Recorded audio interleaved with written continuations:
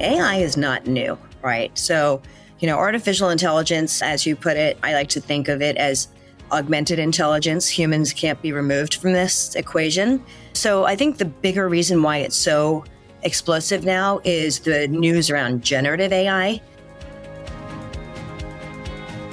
This is Transit Unplugged. I'm Paul Comfort. Good to be with you on another edition of the world's leading transit executive podcast, Transit Unplugged. News and views this week with two very special guests who are going to be talking about the hottest topic in transit and almost any other industry around the world, and that is AI, artificial intelligence. We've got Eve Machol and Renee Ray. Thank you both so much for being with us today. Thank you for having me. Thanks for having us. We also have with us, I'm excited, Tris Hussey, our podcast editor and producer extraordinaire, who's going to be joining the panel with some questions today. Thanks, Tris. Hey, you're welcome, Paul. Great. It's a great hot topic. Yeah, AI, artificial intelligence. How are we using it in public transportation? That's the topic today. Eve Machol is the America's Director of Aviation and Transportation Industry Strategy within the Microsoft Worldwide Public Sector Organization. She's presented on AI and transportation at the APTA Tech Conference, which is where I saw her speak, went up afterwards and met her and said, I've got to get you on the podcast. So thank you so much for graciously agreeing to do that. She also sits on the steering committee of the Airports Council International, has led numerous executive briefings for transportation leaders to help demystify the responsible use of AI. So again, Eve, thank you so much. It's my pleasure. Such an exciting topic. And like you said, it's ubiquitous. Can't put the genie back in the bottle. So it's a great opportunity for us to really showcase the potential right now and also in the future. That's great. And Renee Ray has worked, it sounds like you're a chef. Isn't there somebody named Ray that does cooking on TV? Renee Ray. I love that name. I do get a lot of Rachel. Yeah. Okay. Yeah. But for this podcast, she is the transportation technology and policy issues is what she works with and has worked in the government agencies and with those topics for over 15 years. She's the Senior Director of Transportation Policy at Hayden AI, a global leader in mobile bus enforcement systems, and recently published a report, which I read and got my interest, Understanding AI and Transportation with the Eno Center. So I immediately emailed Rob Puentes, who heads up the group, who's a friend of mine. I was actually with him in D.C. last week, and said, hey, can we get Renee on our podcast? And he said, sure, I'll connect it up. She serves as the Transportation Research Board Innovative Public Transportation Services and Technology Committee and on the ITS Intelligent Transportation Systems Committee. She holds a master's degree in urban planning from the University of North Carolina, Chapel Hill. Renee, thank you so much for joining us today. Thank you. Absolutely. Excited to be here. Excited to talk with Eve again. We've been on a panel once or twice before, and certainly appreciate being invited to join the Transit Unplugged podcast and video. Great. Good to get the band back together then. So let's kick right into it. Let me start with you, Eve. AI is a massive part of news and culture right now. I mean, you can't turn on anything, like you said. Ubiquitous is a perfect word for it. What are the places where AI is helping transportation right now?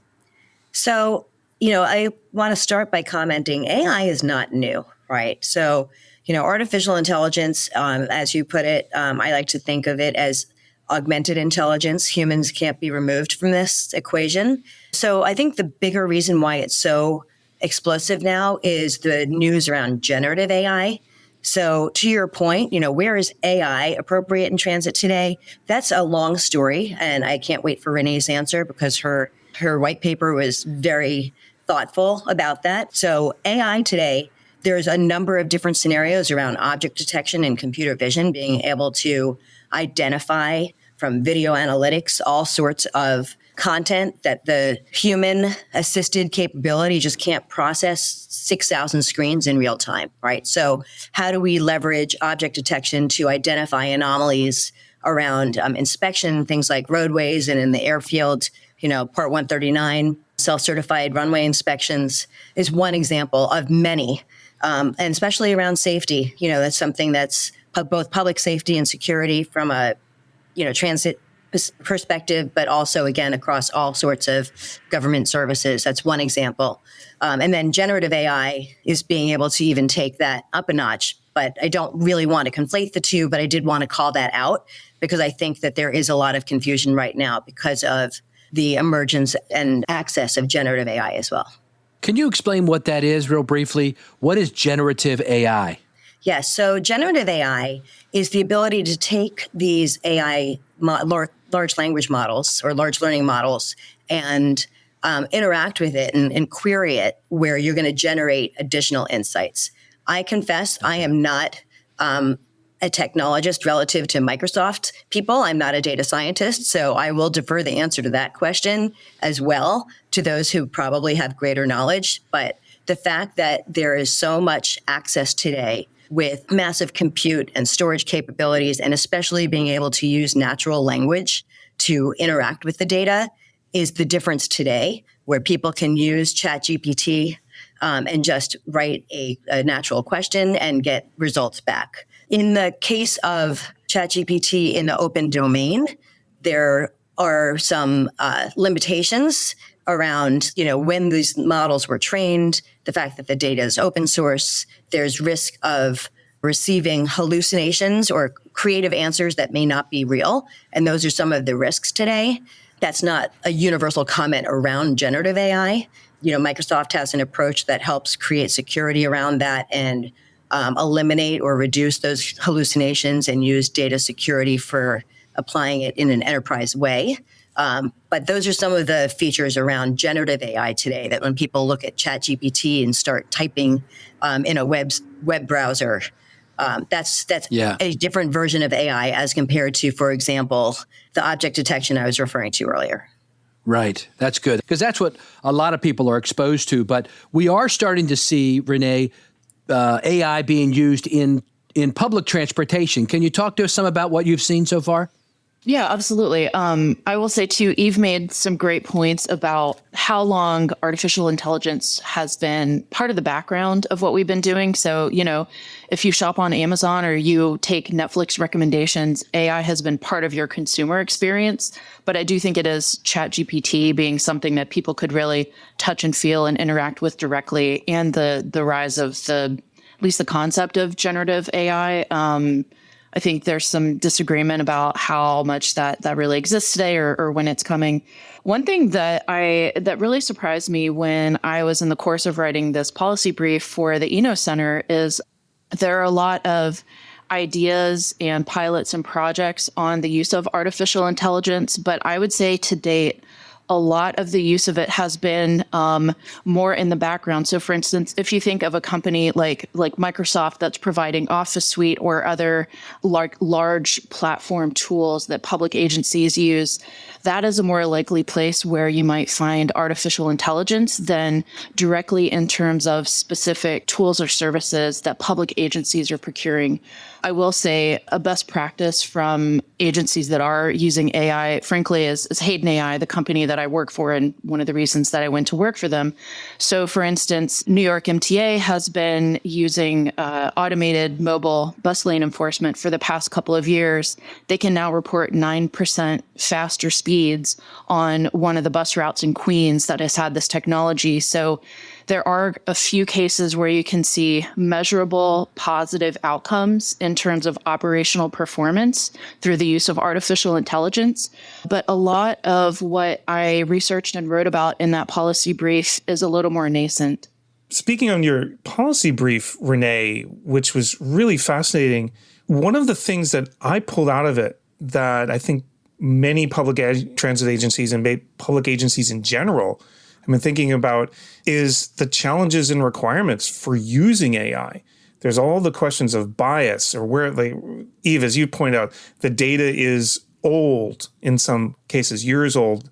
To both of you, Renee and Eve, what are these requirements that public agencies should be thinking about? And what can they do about them? How have they surmounted these challenges, or what are the things that they need to sort of line up before they can start bringing AI into their systems? Let me start and take a stab, and I know Eve's going to have some great follow-up points. I think it can be challenging when you think about artificial intelligence, because if you just look at the news, they'll talk about how there's no comprehensive regulation of artificial intelligence that the federal government has handed down.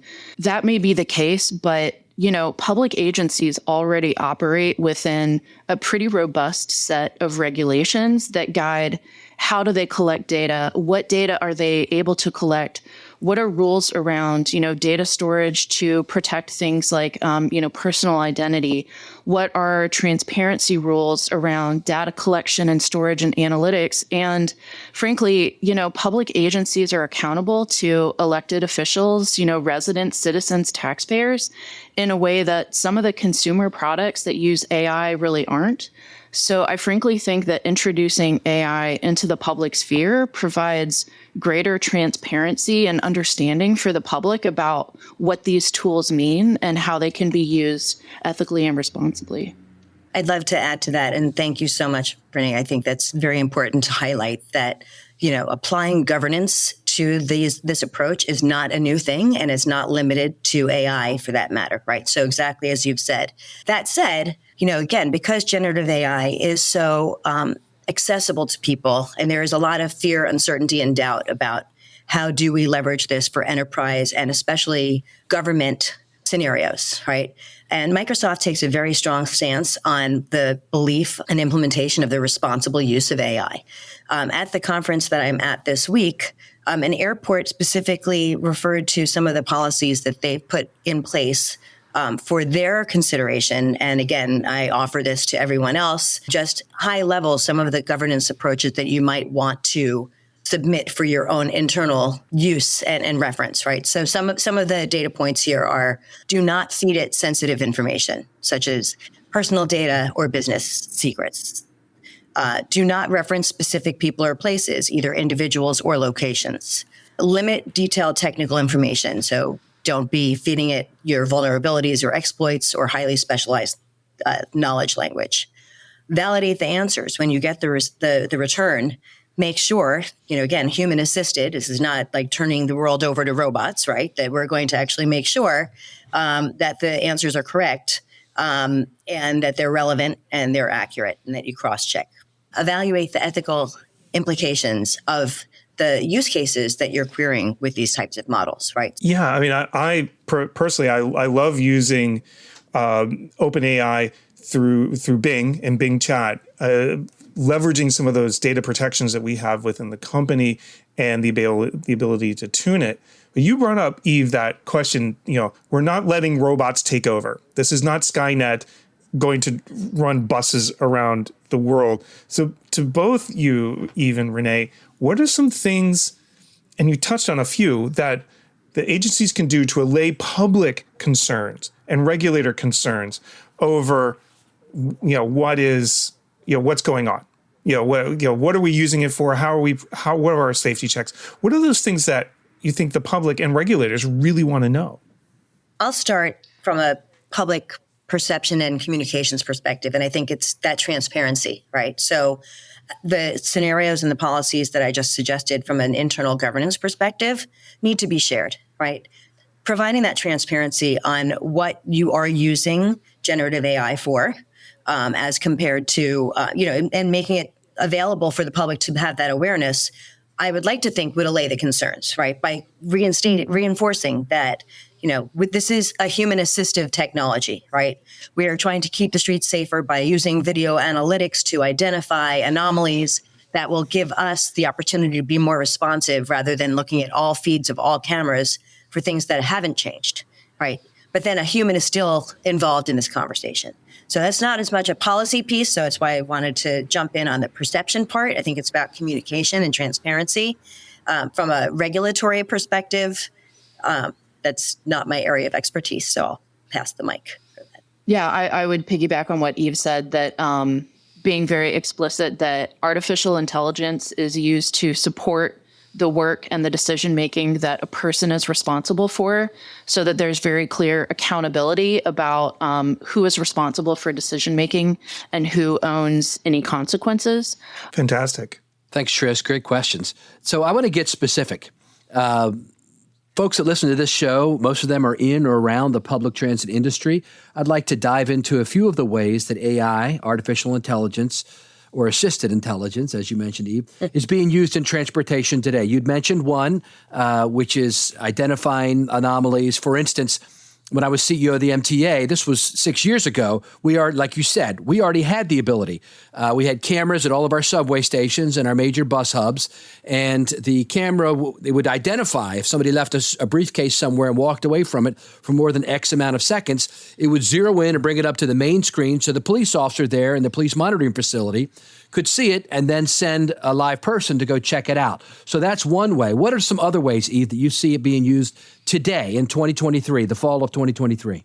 So again, not from a generative perspective, but regular AI. As we shared at the APTA conference back in August, there are scenarios around training and simulation using augmented reality or mixed reality capabilities. So there's the ability to interact with a digital version of an asset, the juxtaposition of a digital asset in the physical world and being able to manipulate, say a training component, like you want to visualize in front of an actual, bus engine, what a digital version of that might look like and how you can reference training materials, as an example, superimposed in your field of vision to have a better outcome, or to be able to communicate back with the field. If I'm a field worker and I can communicate back to a subject matter expert in, the home office and have that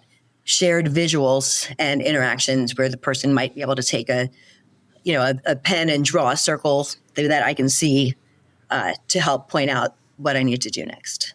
So this is an example of mixed reality where you see the man on the right wearing a device that is projecting the digital image on the screen. So you see he's looking at his hand, but you can also see on the monitor to the left that he can see notes in a blue box and an image to the left of that of a schematic of a drawing or an asset.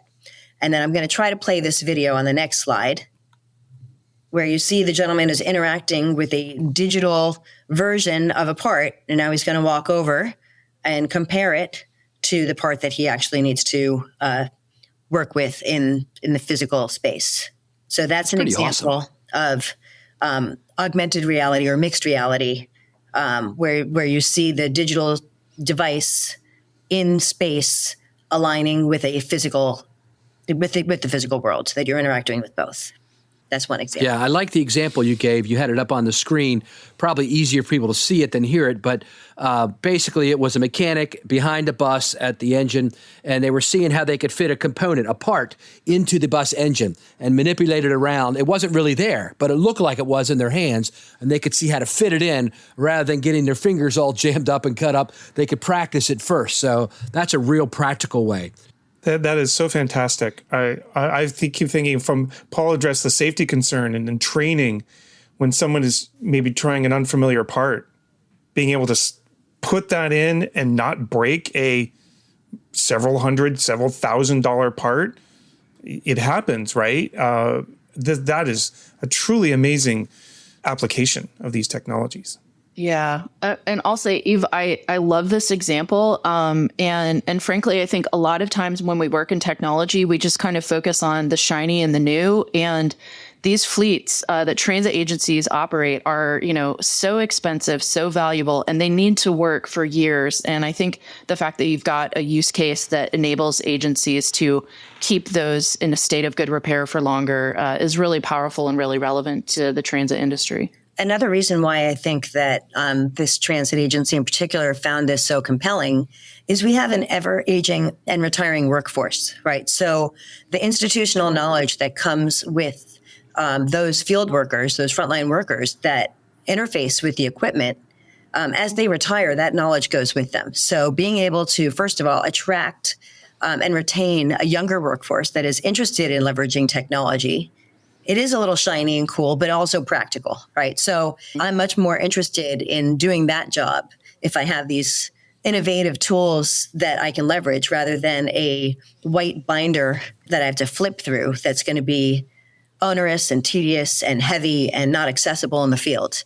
And then also being able to maintain this for other use and other people, behind me that is not, dependent just on my brain are some of the reasons why I think that this is taking hold for transit agencies. And Renee, what examples do you have? So a couple of examples that I'm really excited about. It's been 7 or 8 years ago, but I was having a conversation with a friend at the GM level at a large transit agency, and he told me, I get so much data in so many reports, and none of them help me do my job, because a lot of the data that agencies receive tends to be more about contract compliance and less about compiling into a single dashboard for insights. So I'm really excited about the possibility for machine learning to take some of the existing data sets and develop greater insights to help agencies perform their work. The other one is a little more based on large language models. I have talked with an agency that's looking at using generative AI to basically take, complex, thousands of pages long documentation and making it readily available. What is actually valuable to answer a question that, an agency or even a member of the public may have about how, work gets done. And, as someone who has been involved in some of the, large and complex but necessary, environmental review programs that we have in place for major capital projects, the ability to reduce the time and the labor hours to go through some of that, those bureaucratic processes, I think is going to be really valuable, especially as we consider, how we're going to bring some of our infrastructure needs into the 21st century and create a much stronger and safer multimodal network. That's great. Can either of you speak to predictive maintenance, how AI is being used by bus garages, for instance, to do predictive maintenance? Yeah, I can speak to that. So I think that first, that raises an important point, which is to be able to leverage artificial or assisted intelligence and generative AI. You do need to have a foundational modern data state, right? The data needs to be accessible for any of these tools to query it, right? So now, to your point about predictive maintenance, if you have the data that you can look at what is happening with asset performance, and if you have IoT sensors or some or video that gives you some real-time access to what's occurring with your assets, then you can use that data to identify, again, anomalies, maybe some triggers that are approaching a threshold that something is going to break before it breaks. And then that can trigger a notification to take proactive measure to eliminate the problem or address the problem before it becomes a big problem. You brought up workforce and the challenges with the gray tsunami that's coming, where it's I think 65% of transit employees are 55 and older. And one of the areas everyone talks about is autonomous vehicles. Let's have robot buses driving around the street. And which seems to make sense from the chronic driver shortage, but there's a human cost. So do you see AI replacing people wholesale, both on the front lines and the back office? Or is it more of something augmented? Where is that human connection, that human cost to adopting these new technologies? I think that most technology advancements, when used appropriately, enable humans to do the work that's value add and important to them and removes the burdensome work that most humans are not interested in doing anyway. So I do not see humans disappearing from either the back office or the front lines. But I think that, there's, again, assistive ability to identify route optimization, right? So when these buses are circling on a fixed path, because that's the way it's always been done, versus looking at surge and volume and, I'll use an airport parking economy lot route as an example, right? Do you really need to just have the buses circling on a fixed route? And then when I'm running for the bus, I have to wait 10 more minutes because I just missed it. Whereas if you could use these types of technologies to identify the best route so that it's a more sustainable approach, you can leverage autonomous equipment to do some of those things, but there's still going to be a human that's monitoring for safety purposes and for efficiency purposes. Yeah, I'm pretty skeptical that autonomous vehicles will be replacing drivers in the next decade, particularly on a transit vehicle where, a conventional ICE bus is probably $500,000. When you start talking about an EV or, 800,000, maybe up to $1 million by now. And then if you think about making that autonomous, is a transit agency going to be comfortable sending that fleet out with no one from the agency, responsible for monitoring it? And I think, too, one of the really positive changes in the transit industry in the past few years is a greater focus on customer experience. And I think the role of an employee on the vehicle may become more like an ambassador or, someone assisting with wayfinding and navigation, because some of the more burdensome manual duties might be replaced with technology, but I don't see driverless buses in great numbers anywhere anytime soon. Thank you. Last question is, let's take a look over the horizon, looking to the future. Eve, what are some of the most exciting applications I think that you see that all aren't quite out yet, but are coming soon? Investment in modernizing our critical infrastructure through the planning, design, and construction, implementation, maintenance life cycle. There is so much opportunity to use all of these technologies along various points in that program. So I think that from the ability to start planning and anticipate, what if scenarios and really querying the responses that you get and modeling different types of outcomes and being able to see across the journey life cycle, if we in the airport space, move the people from the curbside into the facility in a different way, how does that impact lobby management or security checkpoints or dwell time on the air side, once you get past security? Identifying, if you move the rental car center or how you get there, what's the impact on how you're moving your luggage, for bag drop, that sort of thing. And then future, so there's so many different points across the planning cycle. Once you've actually done the construction, it's really hard to go back and make different changes. So if you can anticipate that better and then think about all of the future outcomes that we haven't even envisioned yet, but being able to take this technology into that planning and design consideration, and then through the life cycle of managing those assets on the other end, I think there will ultimately be a massive spike in data sharing and data ability for all of the different stakeholders across these different programs to interact better and provide a better customer outcome. Thank you. How about you, Renee? Yeah, I'd say for me, I'm really excited about how we can do a better job of leveraging insights from the data we already have and focusing on the gaps in our knowledge about how mobility systems operate and how they function on a day-to-day level. And whether that's, being able to have cameras that are on a public street, gathering information about transit performance or rider experience. I think there's a lot of opportunity to do a better job of data sharing, as Eve mentioned, and for agencies to really harness the power of the data that they've already paid to collect and just analyze it in a more useful way to do the work of government better. That's great. Thank you. And thank you both for being with us today. Tris, any final thoughts?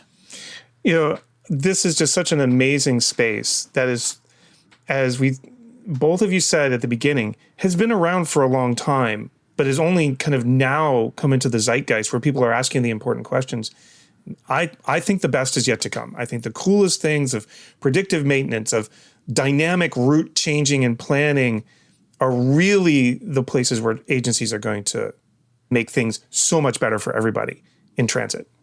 Machol, Renee Autumn-Ray, thank you for being our guest today on Transit Unplugged. And really, it's our first program where we've really had a deep dive into AI. And so thank you for kind of guiding us along the way. We're also excited to have you most likely as our first video podcast that we've done that'll be shared not only on our network, but also on the new transportationchannel.com, which is a distribution partner for our program. And so thank you for sharing that video asset today. So if you're listening and you wanted to see the mechanic using that piece of that device, you'll have to watch it on one of the broadcast platforms.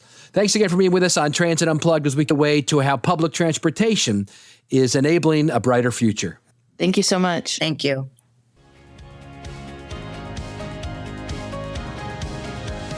Hi, I'm Elea Carey, a communications consultant who loves working with public transit agencies. Wow, that's a heady conversation about the use of AI in public transit. Eve Machol and Renee Autumn-Ray obviously really know their stuff. I feel especially reassured by their clarity and transparency in this discussion about just exactly what it means to use AI and just how it's being used in our systems. That makes me think about how we can best reassure our riders and the public about many of our decisions. It starts, of course, with being a good public citizen. There's not much marketing can do about that, but marketing can help you tell the story of your organization's good intentions and projects. When you think about the best channels to tell those stories, third-party validation of your messaging is your strongest ally. That means working with your local media to get stories out, whether in press releases, interviews, or prearranged feature stories that you work closely with journalists to create, perhaps giving one media source exclusive rights to share specific details. Another form of third-party validation is gained by working with your local community partners, especially if your news relates to their audience. For example, if you have news related to a new scheduling or fare technology that will impact senior citizens and their use of transit, can you work with your local senior services departments to get the news to their members? Their members are more likely to believe and see messaging that comes from an organization they already know and trust. If you'd like to talk more about using your communications channels to build more trust in your community or anything else related to communications and public transit, look me up on LinkedIn. My first name is spelled E-L-E-A, last name C-A-R-E-Y. Thank you for listening to this week's episode of Transit Unplugged with our special guests, Eve Machol and Renee Autumn-Ray. What does learning and practicing a martial art have to do with being a transit leader? Well, you'll find out next week when you listen to Paul's interview with Carl Sedoryk, CEO of the Monterey-Salinas Transit Agency. You'll learn how his practice of martial arts has influenced his leadership, and you'll learn all about this dynamic transit agency on the sea and over the hills, helping connect a diverse community. While you're listening to the show, could you do us a favor? Take a moment to rate and review Transit Unplugged wherever you listen to podcasts. Rating and reviewing Transit Unplugged lets other people find the show and join our transit community. If you have a question or comment, feel free to email us anytime at info@transitunplugged.com. Transit Unplugged is brought to you by Modaxo. At Modaxo, we're passionate about moving the world's people. And at Transit Unplugged, we're passionate about telling those stories. So until next week, ride safe and ride happy.